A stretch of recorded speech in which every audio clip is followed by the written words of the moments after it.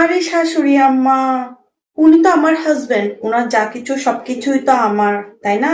উফ, এই ব্যথা ব্যথা যন্ত্রণা সহ্য করি না পারিস। আম্মা আমি বের হচ্ছি তাহলে।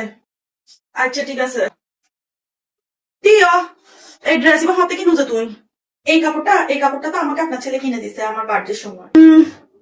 হতক্ষণ থ্রি পিস হতক্ষণ শাড়ি আর বুকা বুলাবা লাফো এবারে লুইতে লাগ বুঝে আর কি যাতে জিয়ান ফার হইয়া নিতে তুই নুসুল করিল লুটে রাখান দানো তো নাই সুজে তুই। আরে শাশুড়ি আম্মা, উনি তো আমার হাজবেন্ড, ওনার যা কিছু সবকিছুই তো আমার, তাই না?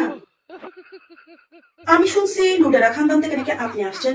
আপনি নাকি আপনার শাশুড়ি জীবিত থাকা অবস্থায় তার সব কিছু কবজা করে নিছেন। আপনার ননদের সম্পত্তিও নাকি আপনি তাকে ভাগ দেন নাই, সেগুলো আপনি আত্মসাৎ করে নিছেন।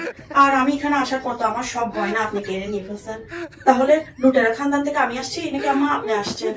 সো ব্যাড শাশুড়ি আম্মা, সো ব্যাড। এই তুই হন্ডে যাবে হয়ে না আজ মজা দেখ তাড়াতাড়ি যাও তাড়াতাড়ি যাও তাড়াতাড়ি যাও। ওকে, বাই শাশুড়ি আম্মা।